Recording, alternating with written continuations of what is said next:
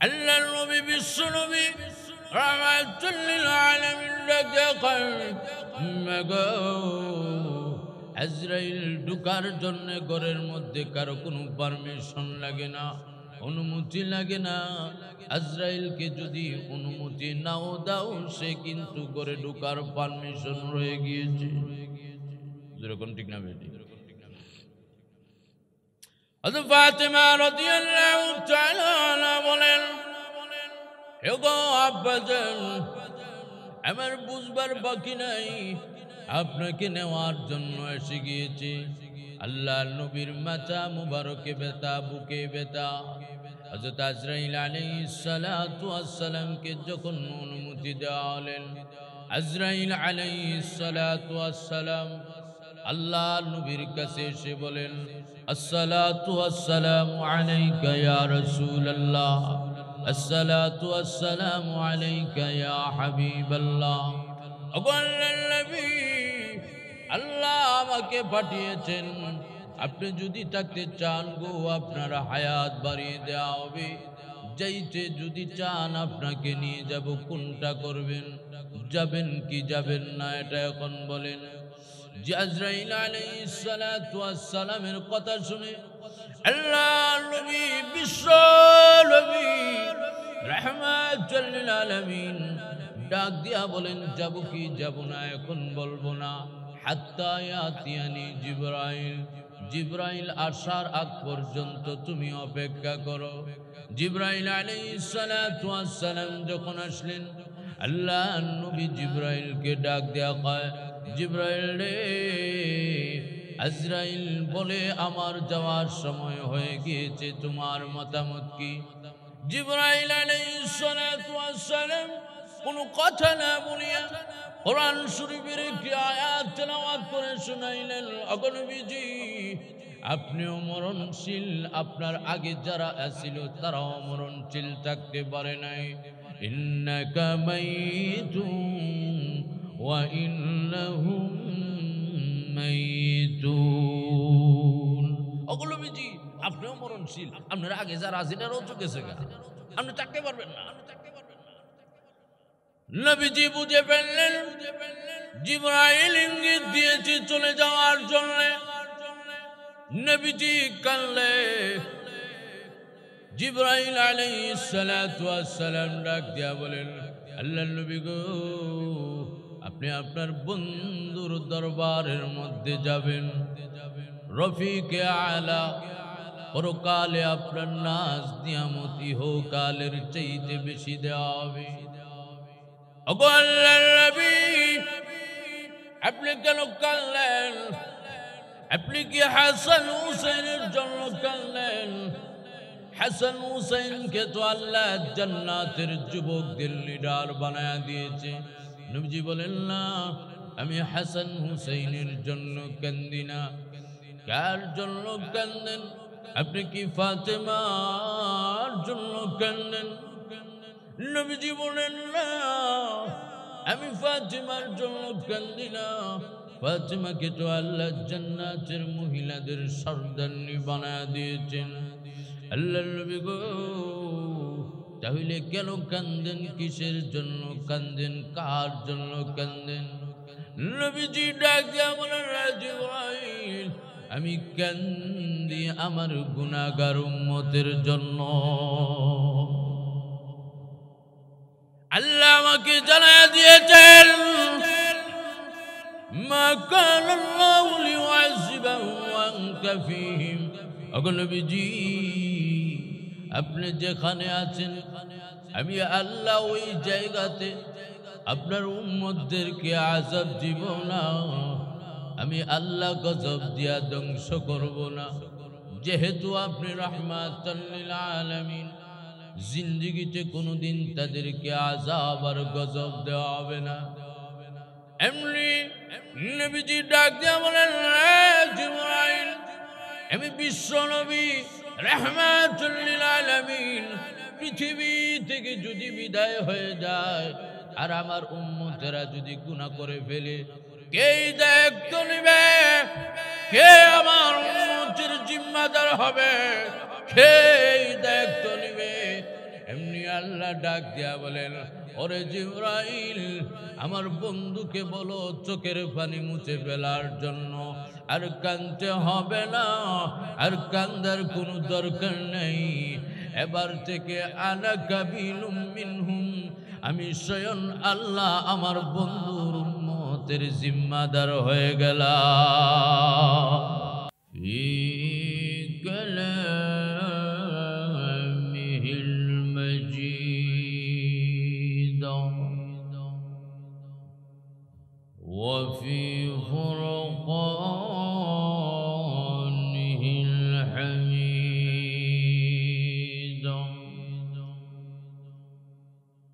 أعوذ بالله من الشيطان الرجيم. بسم الله الرحمن الرحيم. يا بني اركب معنا ولا تكن مع الكافرين.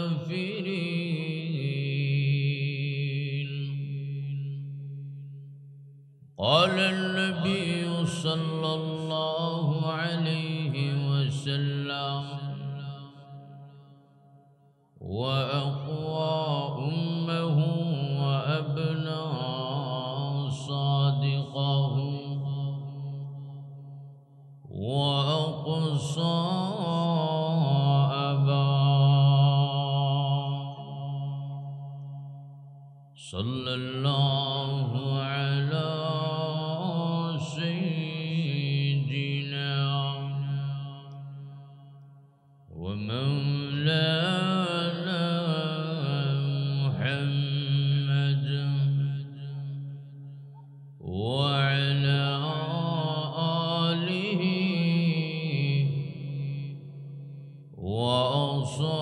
وأصحابه وسلم. صلى الله على سيدنا ومولانا محمد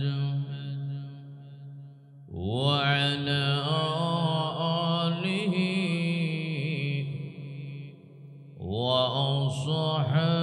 وأصحابه وسلم. بلغ العلا بكماله كشف الدجى بجماله حصنت جميع خصاله. صلوا عليه وآله. শেখবাড়ি রসুলপুর শেখবাড়ি প্রবাসী যুবকদের উদ্যোগে নবম বার্ষিকী ওয়াজ ও দোয়ার মাহফিলের উপস্থিত অত্যন্ত শ্রদ্ধেভাজন সম্মানিত সভাপতি সাহেব, দিগর মুআজ্জাজ মুকাররম উলামায়ে কেরাম, পর্দার অন্তরালের অত্যন্ত শ্রদ্ধেয় মা ও বোনেরা, আল্লাহ পাকের দরবারে সর্বপ্রথম লক্ষ কোটি অগণিত শুকর আদায় করি যে আল্লাহ পাক আপনাকে আমাকে সুন্দরভাবে সাবলীনভাবে সুষ্ঠু পরিবেশের মধ্যে আসার এবং বসার তৌফিক এনায়েতটুকু দান করেছেন। এই জন্য শুকর আদায় করি আলহামদুলিল্লাহ। আমি আপনাদের সম্মুখে যে আয়াতটুকু তেলাওয়াত করলাম, চেষ্টা করব ইনশাআল্লাহ এই আয়াতের ভিতরে আলোচনা গুছিয়ে ফেলার জন্য। যদি আল্লাহ তৌফিক দেন, আপনারাও দোয়া করেন, আমিও দোয়া করি, এমন আলোচনা আল্লাহ পাক আমার ভিতর থেকে বাহির করে দেখ আল্লাহর গাইবী খাজানা থেকে, আমিও যাতে আমল করতে পারি, অন্তত আপনারাও যাতে আমল করতে পারি। ওয়াজ মাহফিল, দ্বীনি নসিহত, এটা এমন একটা জিনিস, ইচ্ছা হলেই করা যায় না। না হয় লক্ষ্য করে দেখেন, যেই যুবকেরা, যেই প্রবাসীরা এত কষ্ট করে সুন্দর একটা ওয়াজের একটা আয়োজন করেছেন, ইচ্ছা করলে মমতাজরে আইন না, কিংবা কোনো শিল্পীরে আইন না, একটা গানের অনুষ্ঠান দিতে পারত। এরকম না করে আল্লাহ এবং তার রসুলের মায়া এবং মোহাব্বতে ওয়াজের একটা আয়োজন করেছেন, এই জন্য খুশি না বেজার? এই জন্য জোরে সুরে অন্তরের অন্তরস্থল থেকে শুকর আদায় করি, আলহামদুলিল্লাহ। আমার জামানাটা বড় কঠিন। যেই জামানার মধ্যে আপন মানুষের কদর কমা যায়,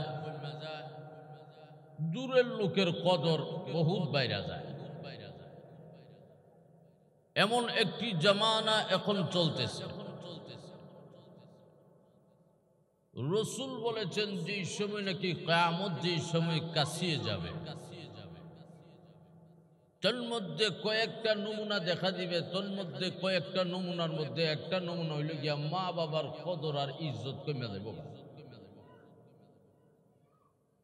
আরেকটা কদর হইল গিয়া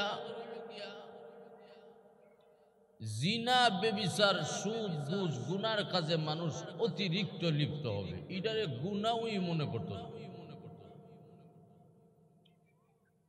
আপনি লক্ষ্য করে দেখেন, ওয়াজ এবং নসিহত এখনের জামানার মধ্যে হওয়া, আমি মনে করি ঘন ঘন যত হতে পারে। কারণ ওয়াজ নসিহত হওয়ার পরেও মানুষ এইভাবে ছত্রভঙ্গভাবে চলতেছে। আর যদি না হইতো তাহলে অবস্থাটা কি হইবে? ওয়াজ নসিহত এমন একটা জিনিস, যারে নসিহত করা হয় তারে না ধরে অন্য আরেকজনও ধরতে পারে। যেমন লক্ষ্য করে দেখেন, নবী হইয়া তার সন্তানরে ওয়াজ করছে, বাবা হইয়া তার ছেলেরে ওয়াজ করছে। বাবা হলেন গিয়া নবী, ছেলে হলেন গিয়া কাফের। আল্লাহ তার কোরআনে বলেন, ইয়া বুনাইয়া ইরকাম মা'না ওয়ালা তাকুম মা'আল কাফিরিন।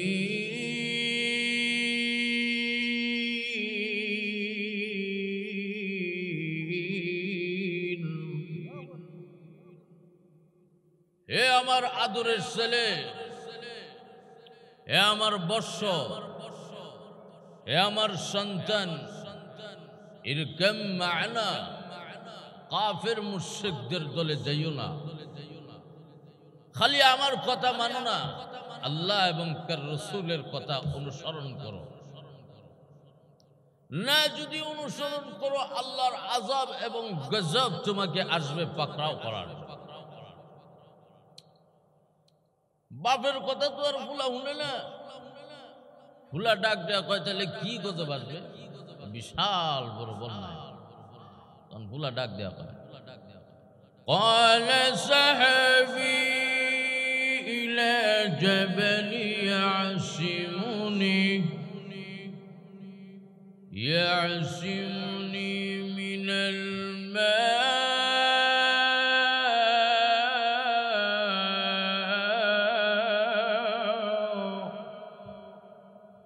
আব্বা আপনি কইতেছেন বন্যা আইব যদি বন্যা আসে তাহলে আমি পাহাড়ের উপরে উঠে যাব না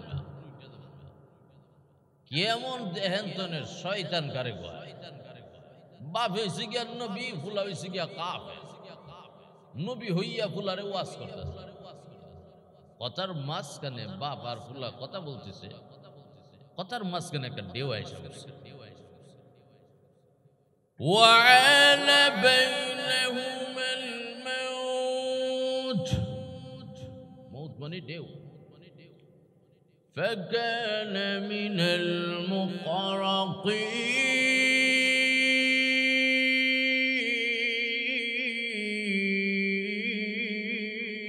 المغرقين ঠাস করে ঢেউ আওয়াজ বেটা মরে গেছে বাবা লাগে তো বাবা হইয়া ফুলার লাগে মায়া লাগতেছে আল্লাহ রে ডাক দিয়া কয় আল্লাহ এটা নিয়ে আমার ছেলে লাগে তুমি মেরা লাইছো আমার ছেলে আমার বংশ আল্লাহ পাক তখন ডাক দিয়া قال يا نوح إنه ليس لك من أهلي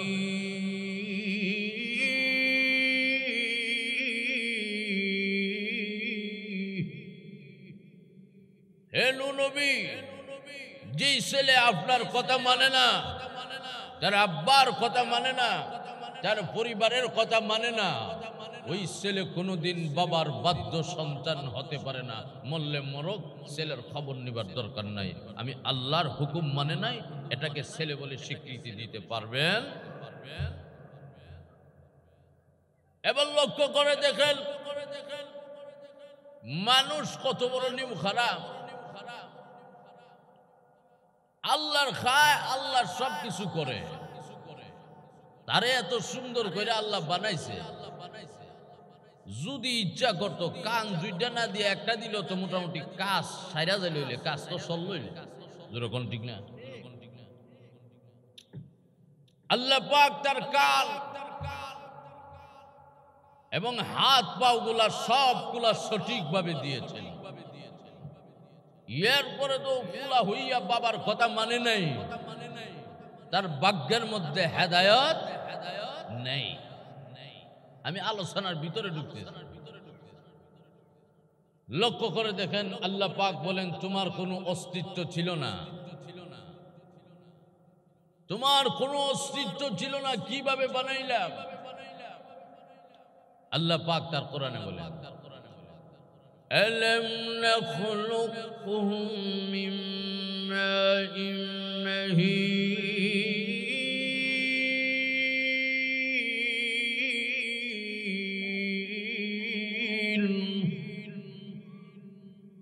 ও বান্দা তোমার কোনো অস্তিত্ব ছিল না বুখারী শরীফের মধ্যে উল্লেখ করেছেন মানুষ বানাবার পদ্ধতি মা এবং আব্বা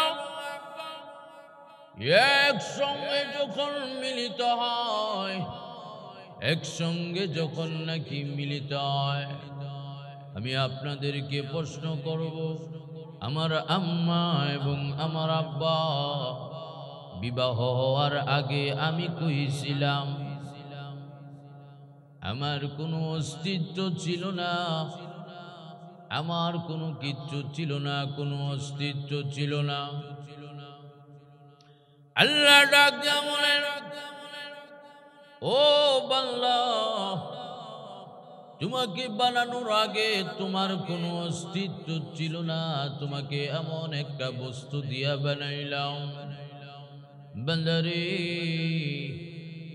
বাজারের মধ্যে দুধ বিক্রি হয় 50 থেকে 60 থেকে 70 টাকা কেজি রে বাংলা তোমাকে এত সুন্দর করে বানাইলাম এত সুন্দর করে আকৃতি দিয়া বানাইলাম বান্দারে তুই আমি আল্লাহ নাফরমানি করো, আমি আল্লাহকে ডাকতে তোমার কোনো মজা লাগে না।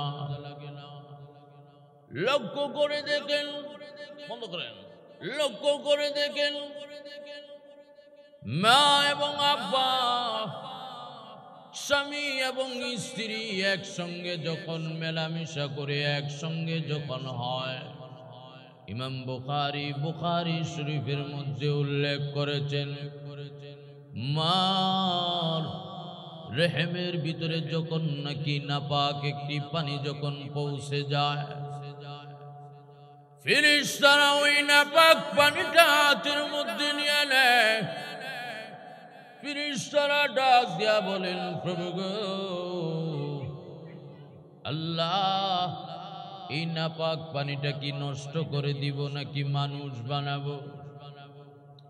আল্লাহ, যদি মানুষ বানাইতে হয় কেমনে বানাবো? ছেলে বানাবো নাকি মেয়ে বানাইয়া দিব? চোখ কি একটা দিব নাকি দুইটা দিব? ও প্রভু, তাকে কি গঠন দিয়া বানাইব? হাতের মধ্যে কি আঙ্গুল 10টা দিব নাকি 12টা লাগাবো?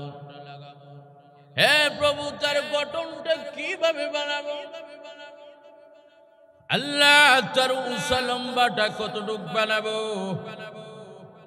বাবার নাপাক পানিটাকে ফেরেশতারা হাতের মধ্যে লইয়া মার গর্ভের মধ্যে যখন নাকি বসে হাতের মধ্যে লইয়া বলে, প্রভু গো, তুমি যদি বলো এই নাপাক পানিটা দিয়া মানুষ বানাইবার জন্য বানায়া দিব, আর না হয় তুমি যদি বলো এই নাপাক পানিটাকে নষ্ট করে দেওয়ার জন্য করে দিব। আল্লাহ, কেমনে বানাবো? জবাব দাও। আল্লাহ যখন ডাক দিয়া বলেন, ফেরেশতারা রে, এই নাপাক পানিটা দিয়া তুই মানুষ বানাইবি কি বানাইবি না? এটাকে কি ছেলে বানাইবি নাকি মেয়ে বানাইবি? রে ফেরেশতারা, প্রশ্ন করার কোনো দরকার নেই, সওয়াল করার কোনো দরকার নেই। আব্দুর রহমান এবং আব্দুল সত্তার এবং আব্দুল গফফারকে বানাবার 50,000 বছর আগে, মার গর্ভে 50,000 বছর আগে বানাইবার 50,000 বছর আগে আমি আল্লাহ লৌহে মাহফুজের মধ্যে একটা ব্ল্যাকবোর্ড এঁকে রেখে দিয়েছি।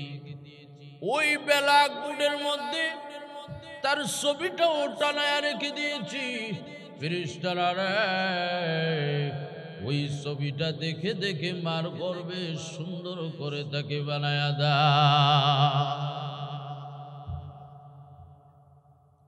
বেড়াবার শুধু তাই নয়, আল্লাহ যখন ডাক দিয়া বলেন, আমি আল্লাহ তোমার সঙ্গে কি অন্যায় করলাম, কি অপরাধ করলাম? মা পাইয়া মা বলে, আব্বা পাইয়া, দাদা পাইয়া, দাদি পাইয়া, সব কিছু পাইয়া আমি আল্লাহকে ভুলে গিয়েছ। আরে নাফরমানেরা, তোমার কি একটুকু কি পিছনের দিকে তোমার কি লক্ষ্য হয় না, মনে হয় না? এই জন্য কাফির মুশরিকদেরকে আল্লাহ ডাক দেয়া বলেন, নবীজি তাদেরকে জানায়া দিন, তারা যেন শুধুমাত্রই আমি আল্লাহরই ইবাদত করে।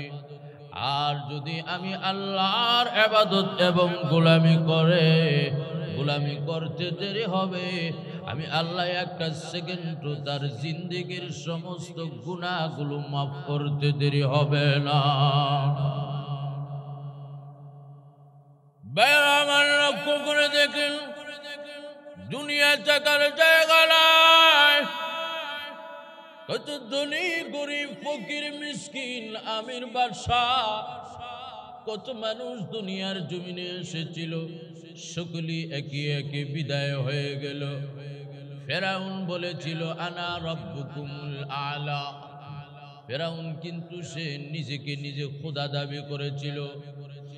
লক্ষ্য করে দেখেন, দুনিয়াটা বড়ই একটি ধোঁকা, এমন একটি ধোঁকা।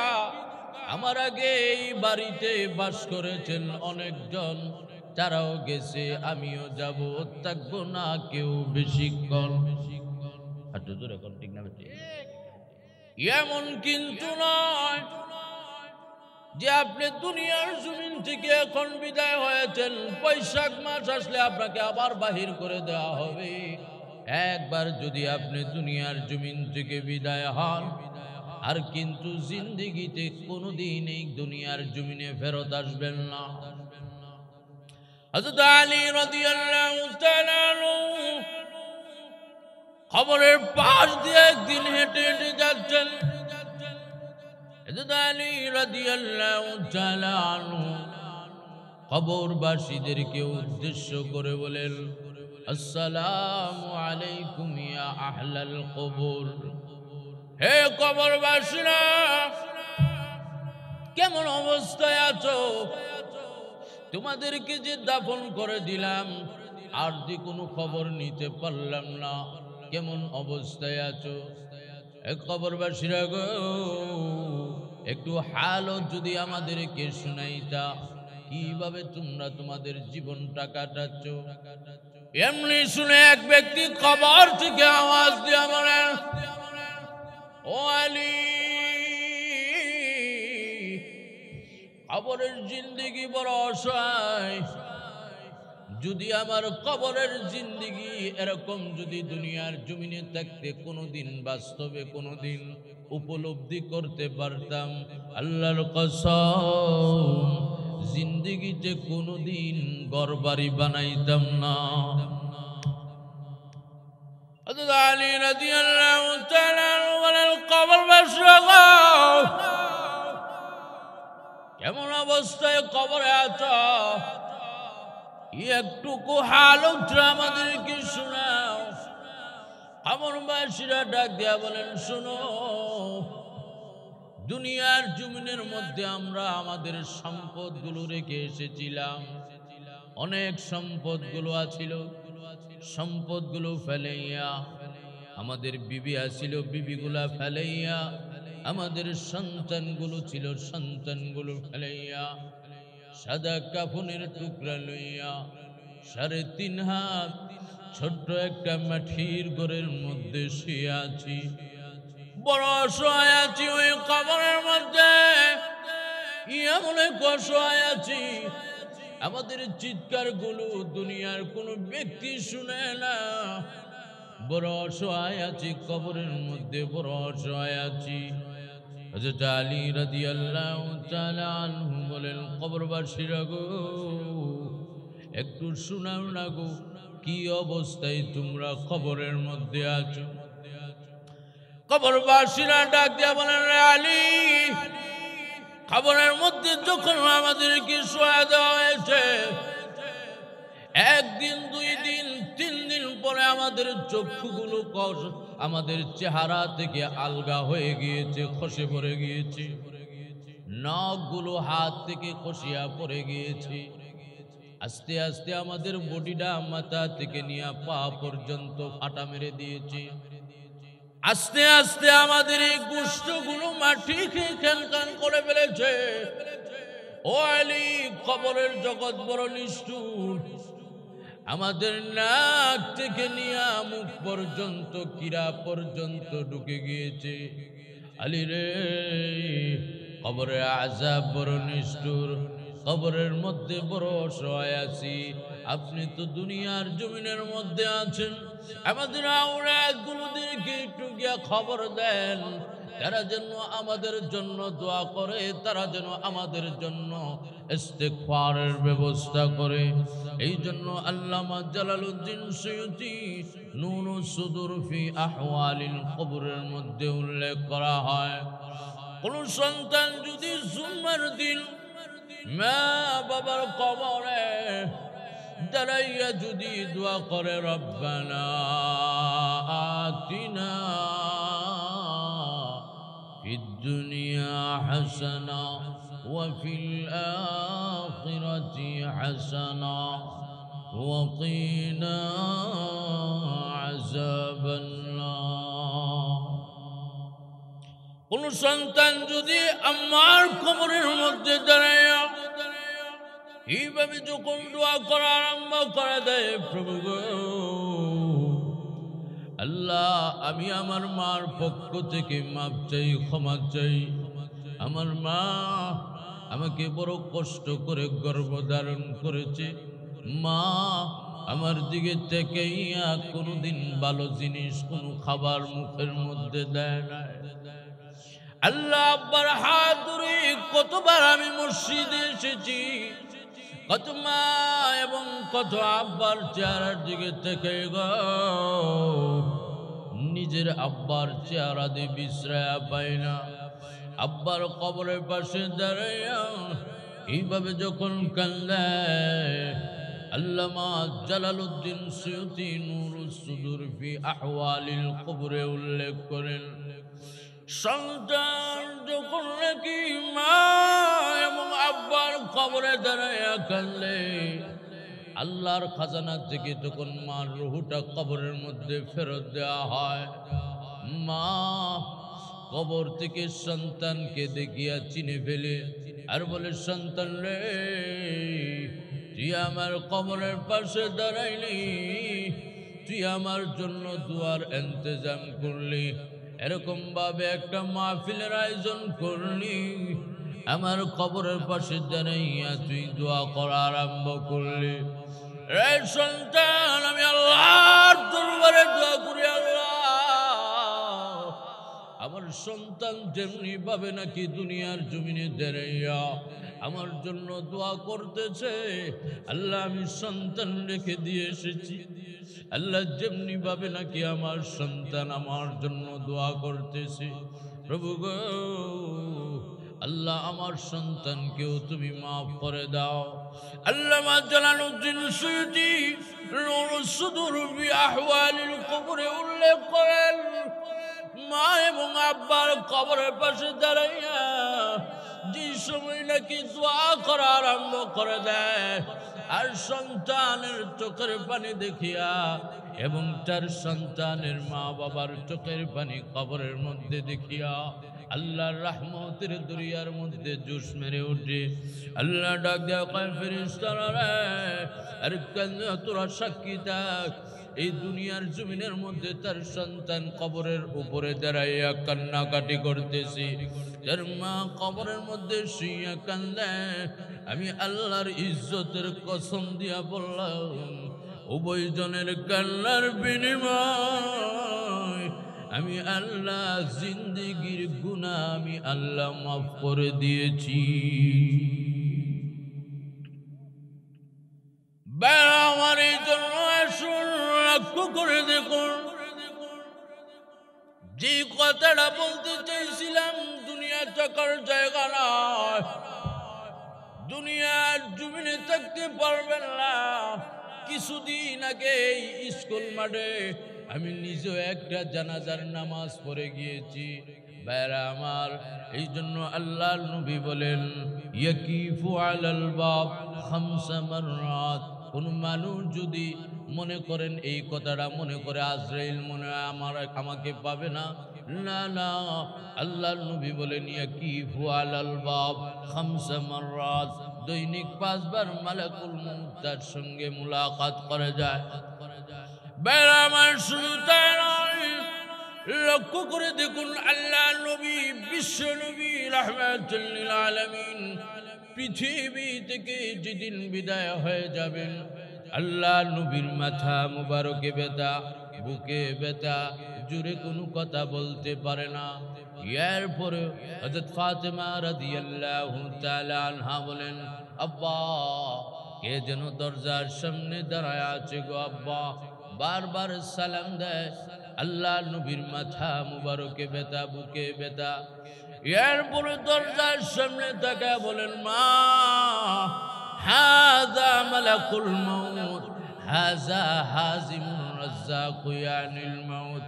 মাগো, তিনি আর কেউ নয়, তিনি হলেন গিয়া মালাকুল মাউত আজরাইল আলাইহিস সালাতু ওয়াস সালাম।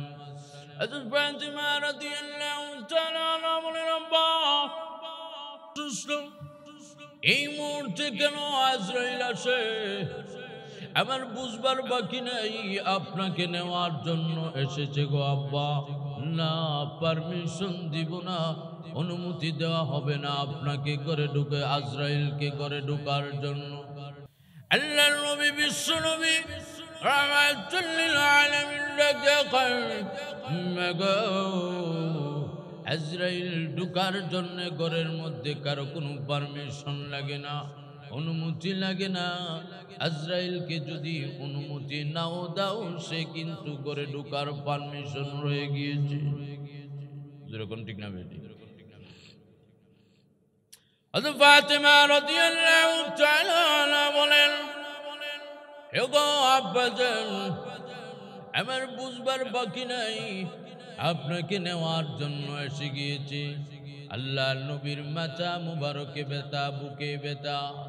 হযরত আজরাইল আলাইহিস সালাতু ওয়াস সালামকে যখন অনুমতি দেওয়া হলেন, আজরাইল আলাইহিস সালাতু ওয়াস সালাম আল্লাহর নবীর কাছে এসে বলেন, আসসালাতু ওয়াসসালামু আলাইকা ইয়া রাসূলুল্লাহ, আসসালাতু ওয়াসসালামু আলাইকা ইয়া হাবিবাল্লাহ। ওগো আল্লাহর নবী, আল্লাহ আমাকে পাঠিয়েছেন, আপনি যদি থাকতে চান গো আপনার হায়াত বাড়িয়ে দেওয়া হবে। যাইতে যদি চান আপনাকে নিয়ে যাব, কোনটা করবেন? যাবেন কি যাবেন না এটা এখন বলেন। আজরাইল আলাইহিস সালাতু ওয়াস সালামের কথা শুনে আল্লাহর নবী, বিশ্ব নবী রাহমাতুল লিল আলামিন ডাক দিয়া বলেন, যাব কি যাব না এখন বলবো না, হাত্তা ইয়াতিয়ানি জিবরাইল, জিবরাইল আসার আগ পর্যন্ত তুমি অপেক্ষা করো। জিবরাইল আলাইহিস সালাতু ওয়াস সালাম যখন আসলেন, আল্লাহর নবী জিবরাইলকে ডাক দেয়া কয়, জিবরাইল রে, আজরাইল বলে আমার যাওয়ার সময় হয়ে গিয়েছে, তোমার মতামত কি? জিবরাইল আলাইহিস সালাতু ওয়াস সালাম কোনো কথা না বলিয়া কোরআন শরীফের একটি আয়াত তেলাওয়াত করে শুনাইলেন, ওগো নবীজি, আপনিও মরণশীল, আপনার আগে যারা ছিল তারাও মরণশীল থাকতে পারে নাই। ইন্নাকা মাইতুন ওয়া ইন্নাহুম মাইতুন। ওগো নবীজি, আপনিও মরণশীল, আপনার আগে যারা ছিল তারাও চলে গেছে, আপনি থাকতে পারবেন না। নবীজি বুঝে ফেললেন জিবরাইল ইঙ্গিত দিয়েছে চলে যাওয়ার জন্য। নবীজি কানলে,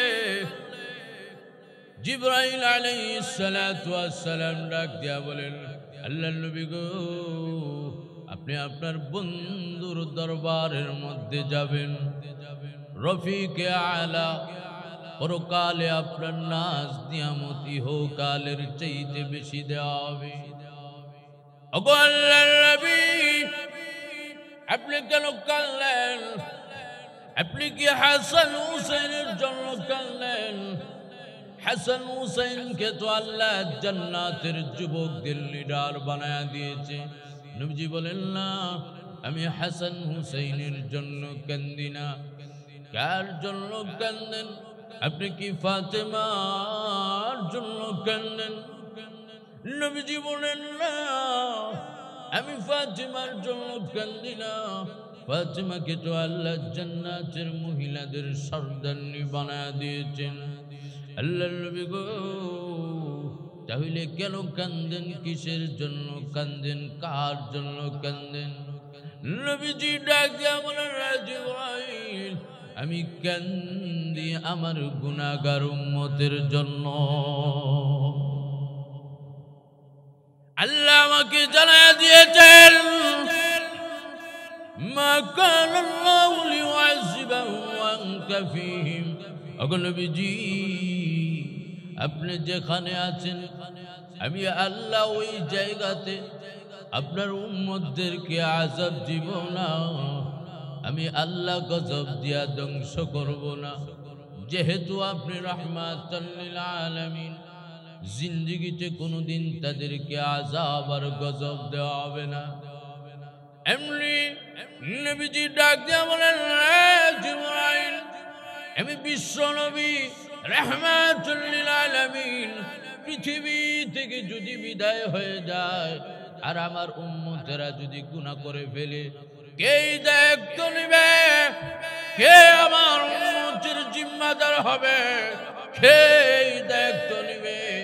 এমনি আল্লাহ ডাক দিয়া বলেন, ওরে জিবরাইল, আমার বন্ধুকে বলো চোখের পানি মুছে ফেলার জন্য। আর কাঁদতে হবে না, আর কান্দার কোনো দরকার নেই।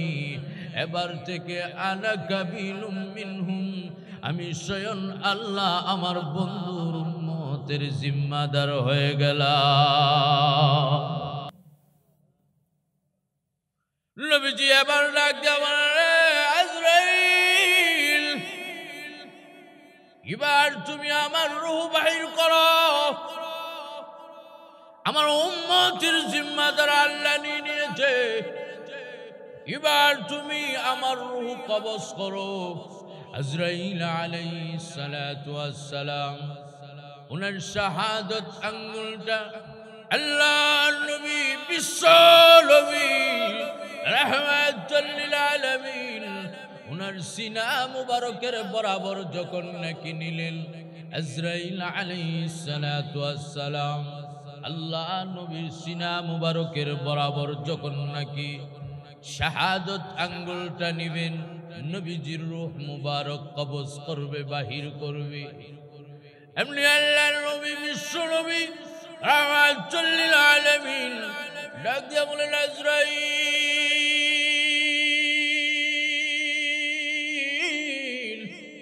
তুমি আমার বুকের উপরে হাত রেখেছ, মনে হয় যেন উহুদ পাহাড়টা আমার বুকের উপরে রেখে দিয়েছ। আজরাইল আলাইহিস সালাতু ওয়াস সালাম ডেকে বলেন, ওগো আল্লাহর নবী, জিন্দেগিতে কোনোদিন কারো রূহ এত সহজে বাহির করি নাই, আর কোনোদিন করব না।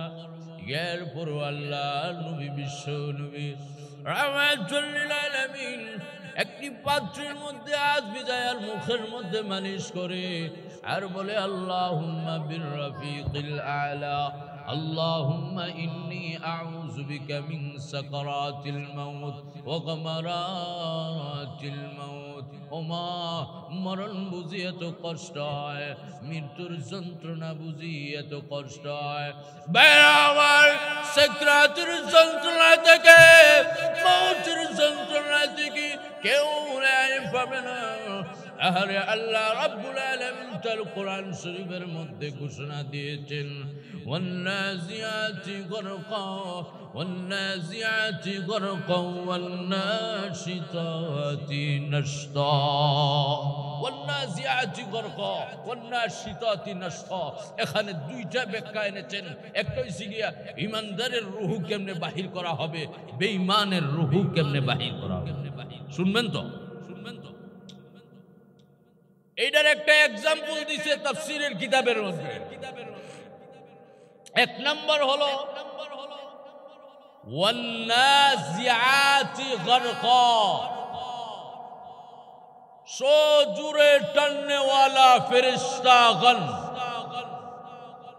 গরকুন গরকা মানে ডুব দেওয়া। এটার একটা এক্সাম্পল উদাহরণ হইলে মনে করেন আপনাদের এই দিক দিয়ে ঢাকা অঞ্চলের মধ্যে মনে করেন শালুক আসেনি, শালুক একটা জোরে এখন আসেনি, শালুক চিনেন তো? হ্যাঁ, তো শালুকটা কি পানির ভিতরে থাকে না ফেহের ভিতরে থাকে? ফেহের ভিতরে থাকে। এটার ফাতাটা কইতা হ্যাঁ, পানির উপরে থাকে। যে সময় নাকি শালুকটা যে সময় নাকি তুলবো, দেখবেন তো ফাতাটার যে ফুলটা আছে, ওই মেন যে মাথাটা, ওই মাথাটার মধ্যে দেখবেন তো ধরবো, দইরা সেরা ডুব দিব, ডুব দিয়ে সেরা ফেহের থেকে দইরা টান্দা টাইনা সিরাবে। আর তো জোরে কোন ঠিক না বেটি? ঠিক তো ভাবে আল্লাহ বলেন, ওয়ান্নাজিয়াতি গরকা, সোজুরে টাননেওয়ালা ফেরেশতাগণ, যে নাকি গুনাহগার হবে, বক্তব্য সাকরার ব্যক্তিরও হতে পারে, আবার বক্তব্য ওই ফেরেশতারও হতে পারে। সোজুরে এই কথা কয় না, কথা কয় না, এরে জ্বালা হইলে। সোজুরে টাননেওয়ালা ফেরেশতাগণ যে সময় নাকি আজরাইল আলাইহিস সালাতু ওয়াস সালাম গুনাহগারের রূহটা বাহির করবে, তার এই জায়গার মধ্যে একটা বান আছে। বান যখন নাকি আছে 500 ফেরেশতা তারে যখন নাকি জাতা দিয়া ধরবে, জাতা দিয়া যে সময় নাকি ধরবে, ধরার পরে তার রূহটা থাবা দিয়া ধইরা গরকুন গরকা ডুব দিয়া থাবা দিয়া ধইরা টান্দা ছিড়া লইব। হাত আর কোনো কাজ করবে না, পাওয়ার কোনো কাজ করবে না, একদম মনে করেন ছায়া থাকবে, সিধা হয়ে থাকবে, কোনো কাজ করবে না। তখন বুঝবা মরণের যন্ত্রণা কারে।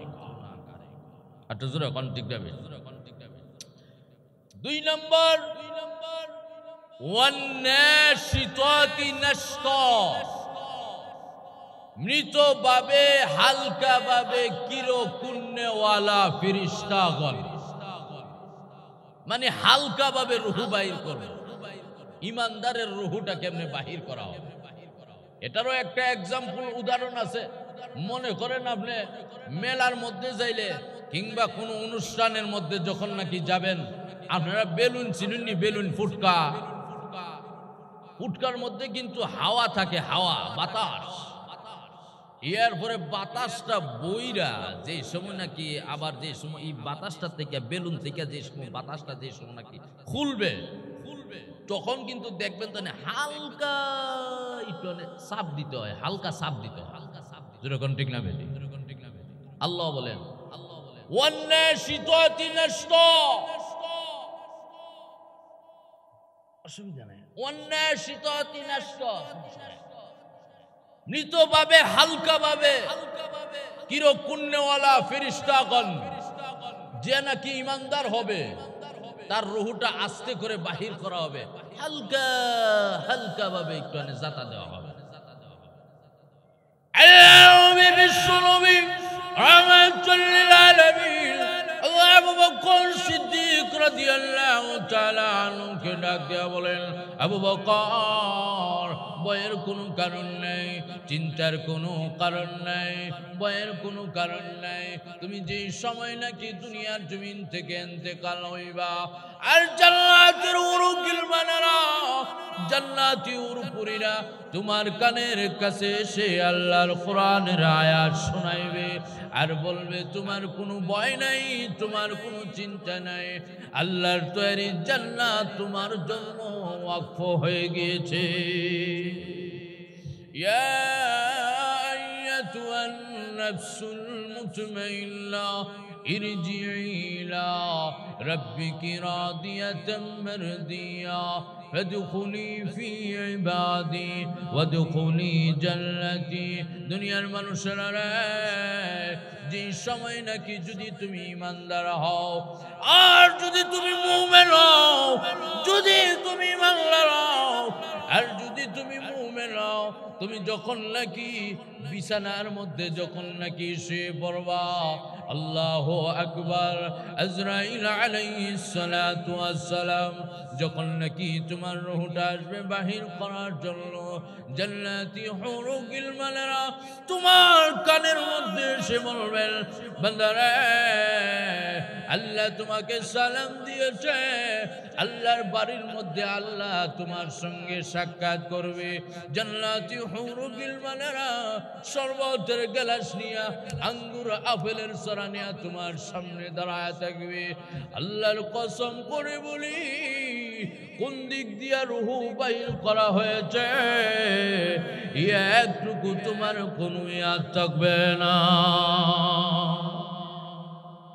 এটার আরেকটা উদাহরণ দিলে বুঝবেন। উদাহরণটা হলে মনে করেন আগে খতনার কাজ করানো হইতো, খতনার কাজ। এখন এনে গিয়া মনে করেন ডাক্তারের কাছে লইয়া যা। আগে যেই সময় কি খতনার কাজ যেই সময় করানো হইতো, যেই মাত্র দেখছি আজাম, সুবহানাল্লাহি ওয়া বিহামদি, দৌড় দিয়া গিয়া আরেক মহিলার গোয়াল গরু গিয়া বলাইছে। তো বড় ভাই গিয়া বিচারতেছে, কারণ লাগবো তো দুইটা। বড় ভাই গিয়া বিচারতেছে, বড় ভাই গিয়া পায়া লাইছে, পায়া সেরা উম্মালা বিদায় করে দিছি বেটারে, আসলে কলম বিদায় করছে না। এদিকে তখন মনে করেন বাইল চাল দিয়ে আনছে, আইনা সেরা জল চুকির মধ্যে বুয়াইছে, বুয়াইয়া সেরা জ্বরছে, জ্বরার মতন না যেমন লড়তে পারি একদম সিফা দিয়া ধরছে কে সিকিটের মতো নাকি এর পরে মাথাটাও ঘুরে আসে মনে করেন আটটু জাতা দিয়া ধরছে আজামে কিন্তু এখনো কিন্তু ধরছে না কাটা কিন্তু আরম্ভ করছে না ছুরি উড়ি বাইর করছে পাউডার উটার বাইর করতেছে এমনি পাউডার উটার ছুরির মধ্যে লাগাইতেছে এমনি আমি শিক্ষার আরম্ভ করি আসলে কিন্তু এখনো কিন্তু মারে নাই কোনো কিছুই কিন্তু করে না তো মা ভালো করে জানে আমি মিষ্টি খুব ভালো পাই এমনি মা ডাক দিয়া কই কি রে স্যার রে আমার ছেলেরে মারা লাগবে না কিটা হ্যাঁ আসলে কিন্তু সারার লাগে মা বলে নাই তখন মা জানে আমি মিষ্টি খুব ভালো পাই মা কি করছে মিষ্টি আইনা সেটা আমার মুখের মধ্যে দিছে ঠিক কত বড় ভাবে মিষ্টি যেমনি ভাবে নাকি মুখে পাইয়া আজাম কোন দিক দিয়া মনে করেন খতনার কাজ করিয়ে ফেলেছে কোনো খবর নেই আল্লামা আক্তার সাহেব রহমতুল্লাহি আলাইহি বলেন পৃথিবীর মানুষেরা দুনিয়ার জমিনের মধ্যে যতই কষ্ট হোক না কেন যা কিছুই হোক না কেন যত বড়ই বেদনা থাকুক না কেন তুমি যখন নাকি দুনিয়ার জমিন থেকে সামান্যভাবে একটু কষ্ট করিয়া দুনিয়ার জমিন থেকে বিদায় হয়ে যাইবা আল্লাহর কসম বিদায় হইতে দেরি হবে মহান আল্লাহ জান্নাত নামক জায়গার মধ্যে তোমাকে বাসস্থান করতে একটা সেকেন্ডও দেরি লাগবে না শুধু তাই নয় আল্লাহ নবী বিশ্ব নবী রাহমাতুল্লিল আলামিন বলেন আল কিয়ামতের কঠিন মুসিবতের সময় বান্দা এবং বান্দিকে যখন নাকি দাঁড় করাবে হিসাব দিয়ে যাও আমি আল্লাহর সামনে দাঁড়াইয়া বান্দারে তোমার জীবনটা তুমি কোথায় বিয়ে করেছো তুমি হিসাব দিয়ে যাও এইভাবে যখন নাকি বলবেন হিসাব দেওয়ার মতন কোনো যোগ্যতা নেই বান্দাকে যখন নাকি জাহান্নামের দিকে নিয়ে যাবে মনে করেন এই যে আমার পাশে বসা আছেন তার নাম হলো গিয়া মোহাম্মদ কাউসার মিয়া ভাই নামটা কত সুন্দর তার মা বাপ যে নামটা রাখছে তার ভাগ্য ভালো মনে করেন এই কাউসার মিয়া ভাইকে যখন নাকি জাহান্নামের মধ্যে যখন নিয়ে যাবে গাড়টা ঘুরাইয়া ঘুরাইয়া এইভাবে আল্লাহ রাব্বুল আলামিনের দিকে তাকাইয়া থাকবেন জাহান্নামে যাইগো জাহান্নামে যাওয়ার ছাড়া আমার কোনো উপায় নাই আমার আমলনামার মধ্যে শুধু গুনাহ আর গুনাহ আমার আমলনামার মধ্যে কোনো নেক নাই আমাকে সাহায্যকারী কেউ নাই মাও নাই আব্বাও নাই ভাই বোন কেউ নাই এই কিয়ামতের মাঠ বড় নিষ্ঠুর কিয়ামতের মাঠের মধ্যে আমাকে সাহায্যকারী কেউ হবে না আল্লাহর নবী বলেন হাদিস শরীফের ঘটনা কাউসার ভাইকে তখন ডাক দিয়া বলবেন দাঁড়াও তোমার নামটা কি বলো না এমনি কাউসার মিয়া ডাক দিয়া বলবেন আমার নাম হলো গিয়া